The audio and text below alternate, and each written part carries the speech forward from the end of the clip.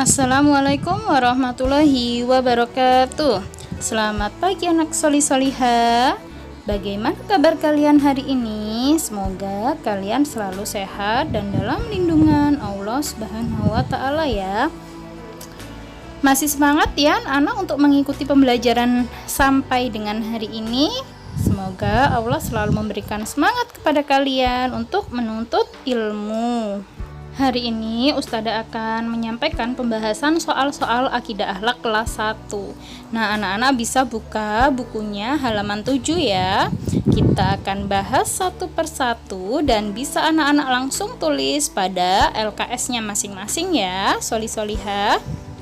Nomor 1, Allah Maha Penyayang. Kita harus menyayangi ayah, ibu, kakak, dan adik.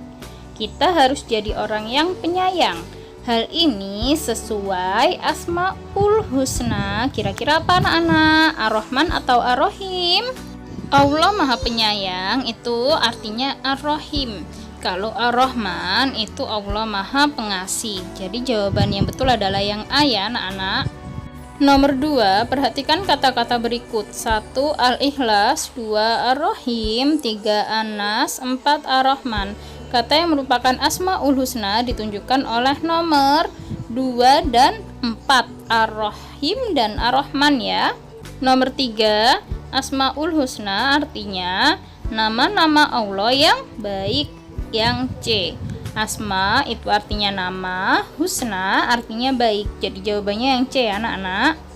Nomor 4, jumlah Asmaul Husna Allah Subhanahu wa Ta'ala ada 99, yang A. Nomor 5, Ar-Rahman artinya Allah Maha Pengasih. Nomor 6, perbuatan yang disukai Allah Subhanahu wa Ta'ala adalah yang mana anak-anak? Yang A, rajin mengaji. Kalau berbohong, mencuri ini perbuatan yang tidak disukai Allah ya anak-anak. Nomor 7, Allah Subhanahu wa Ta'ala menumbuhkan padi untuk diolah menjadi, kira-kira diolah menjadi apa anak-anak padi itu? Iya, diolah menjadi nasi, yang B ya. Nomor 8, kasih sayang Allah Subhanahu wa Ta'ala tidak diberikan kepada anak yang sombong. Karena sifat sombong itu sifat yang tidak disukai Allah dan manusia itu tidak berhak untuk sombong ya anak-anak. Nomor 9, pencipta langit dan bumi adalah Allah Subhanahu wa Ta'ala, yang C. Nomor 10, perbedaan antar manusia di hadapan Allah Subhanahu wa Ta'ala adalah yang B, ketakwaannya. Ketakwaan ini bisa dari sholatnya, dari puasanya, dari menjalankan segala perintah Allah dan menjauhi segala larangannya. Nomor 11, perhatikan sikap berikut.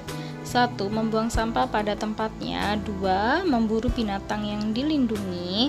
3. Menebang pohon semaunya. 4. Hemat menggunakan air. Sikap yang merupakan bentuk kasih sayang terhadap lingkungan adalah yang 1 dan 4 ya anak-anak. Karena kita dilarang memburu binatang yang dilindungi dan menebang pohon semaunya, itu termasuk perbuatan yang dilarang. Kemudian nomor 12, perhatikan gambar berikut. Sikap pada gambar merupakan bentuk kasih sayang terhadap. Pada gambar ditunjukkan anak sedang membersihkan lingkungan. Jadi itu kasih sayang terhadap lingkungan ya anak-anak, yang B. Nomor 13, orang yang melaksanakan perintah Allah Subhanahu wa Ta'ala akan masuk surga karena menjalankan perintah Allah. Nomor 14, neraka adalah tempat orang yang ingkar kepada Allah Subhanahu wa Ta'ala, yang A. Ingkar ini artinya tidak percaya kepada Allah. Nomor 15, Allah Subhanahu wa Ta'ala akan menambah nikmat bagi orang yang bersyukur, yang B. Jadi anak-anak, Allah akan menambah nikmat kepada kita jika kita selalu bersyukur.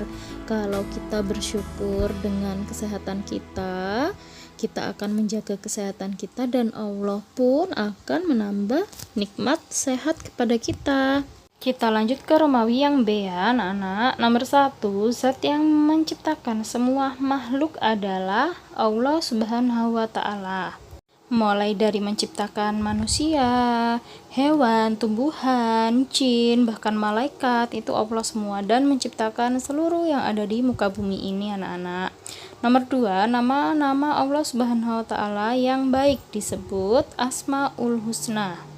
Nomor 3, Allah Subhanahu wa Ta'ala memberikan rezeki dan kenikmatan kepada seluruh makhluknya karena Allah Maha Pengasih atau biasa disebut Ar-Rahman, mengasihi seluruh umatnya yang beriman ataupun yang tidak beriman, anak-anak. Kemudian nomor 4, orang yang beriman kepada Allah Subhanahu wa Ta'ala akan masuk surga. Nomor 5, dengan meneladani sifat Ar-Rahman dan Ar-Rahim Allah Subhanahu wa Ta'ala, maka akan tercipta ukhuwah Islamiyah. Ukhuwah Islamiyah artinya persaudaraan antar umat Islam. Nomor 6, di hadapan Allah Subhanahu wa Ta'ala semua manusia derajatnya sama. Yang membedakan hanya ketakwaannya saja.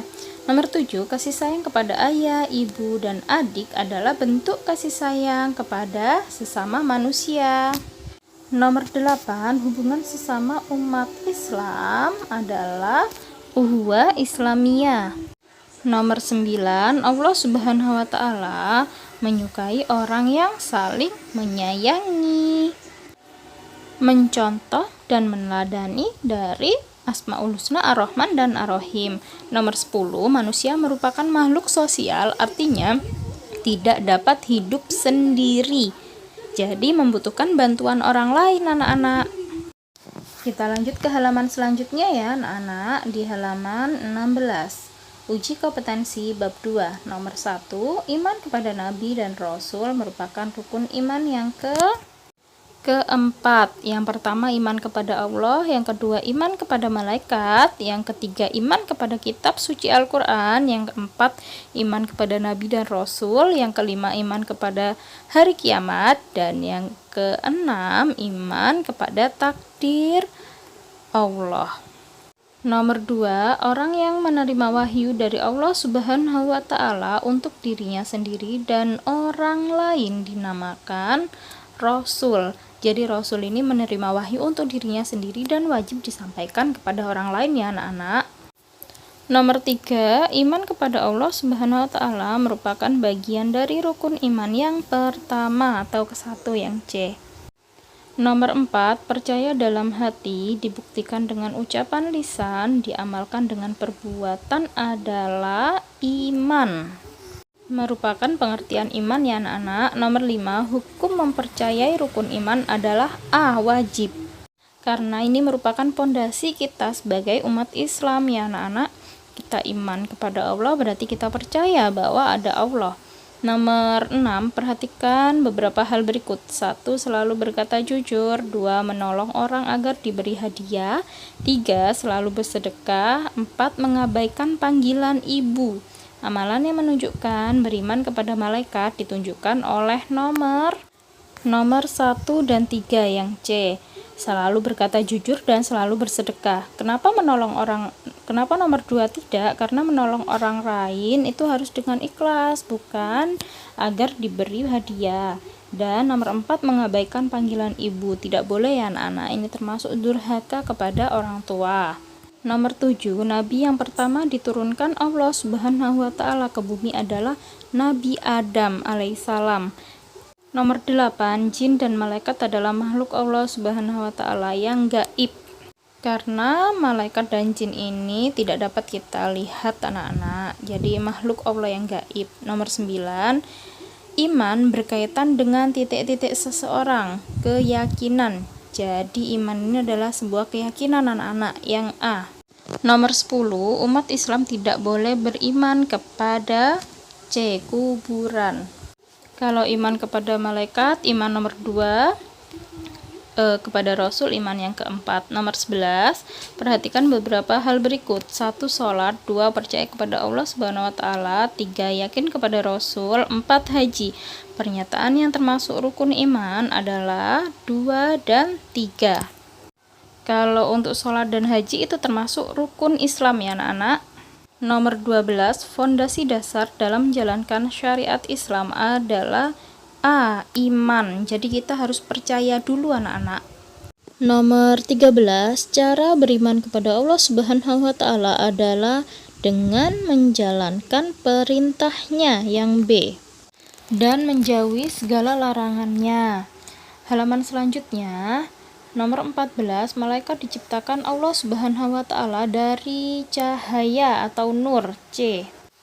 Kalau yang dari api itu adalah setan dan jin ya. Kemudian 15, malaikat yang menurunkan wahyu bernama malaikat C. Jibril. Kita lanjut ke nomor 1, rom 2. Rukun iman ada 6. Masih hafal dan ingat ya anak-anak ya. Yang pertama ada iman kepada Allah, iman kepada malaikat, iman kepada kitab Al-Quran. Keempat ada iman kepada Nabi dan Rasul. Kelima hari kiamat. Dan keenam takdir Allah. Nomor 2, rukun iman yang kelima adalah iman kepada hari kiamat. Nomor 3, iman kepada qada dan qadar adalah rukun iman yang ke-6.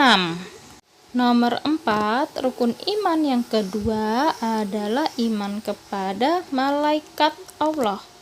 Nomor 5, Allah Subhanahu wa taala membimbing manusia pada ajaran agama yang benar, yaitu agama Islam. Nomor 6, Nabi dan Rasul yang wajib kita percaya ada 25.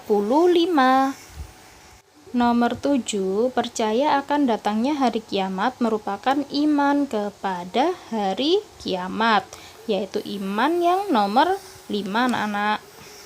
Nomor 8, berakhirnya kehidupan di dunia disebut kematian atau meninggal dunia.